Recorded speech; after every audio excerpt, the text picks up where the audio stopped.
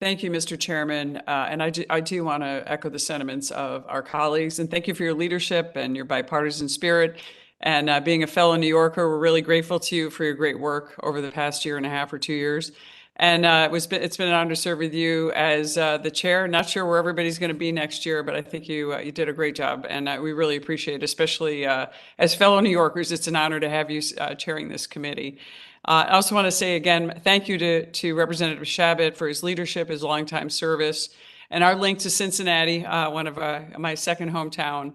And I really appreciate it. And also to Ranking Member McCall, thank you for convening today's markup. There's a lot of great legislation today, and including the resolution that I was pleased to introduce with Ranking Member Ranking Member McCall, and also Congressman Malinowski, and all the other bipartisan co-sponsors of this important legislation. And again, thanks to Congressman Malinowski for his great work, and was really great to work with you as well.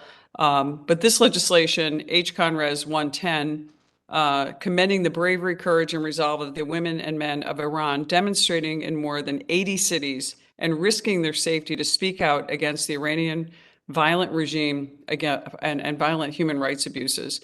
For nearly 3 months, protests have been raging across Iran in the wake of the killing of Mahsa Amini, who was arrested for violating Iran's strict dress codes and later was killed while in custody. In response to these protests, Iran has violently cracked down on these peaceful protesters.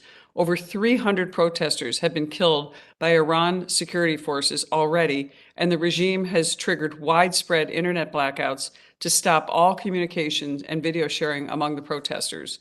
While this brutal regime continues to protect the abusers and those responsible for the abuse of these brave protesters, the Iranian people have not been able to hide these they've not been able to hide these horrific actions from the world.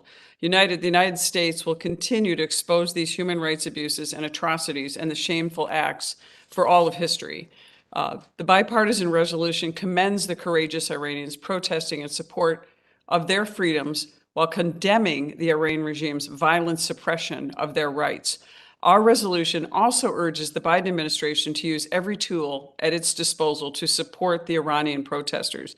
This includes sanctioning regime officials, expanding internet access in Iran, and opposing the regime's attempts to use facial recognition software and data for mass surveillance. And I thank, again, Representative Malinowski for joining me on letters to the administration and others urging them to crack down on these issues and to provide the internet access that the Iranians needed in order for the rest of the world to hear their cries for help.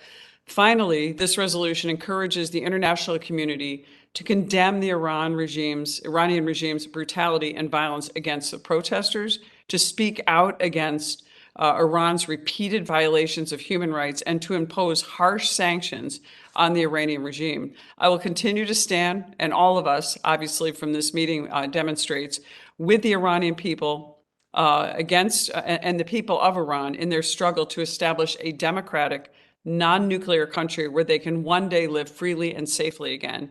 It's imperative that we continue to reveal the truth, especially here in Congress, and do everything in our power to hold this regime accountable for its malign actions against its own people and our sacred partners in the region. I again want to thank Ranking Member McCall for joining me in this, along with Congressman Malinowski, for co-leading on this important resolution.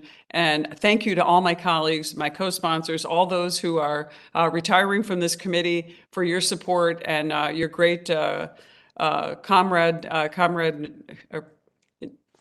working together. I don't know if I'd call us comrades. It sounds like Yugoslavia.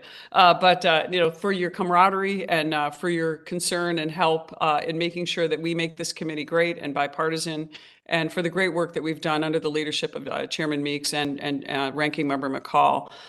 So thank you so much for standing up for the Iranian people, because this is the cause of peace that we need to spread around the world. And I yield back the balance of my time. Thank you.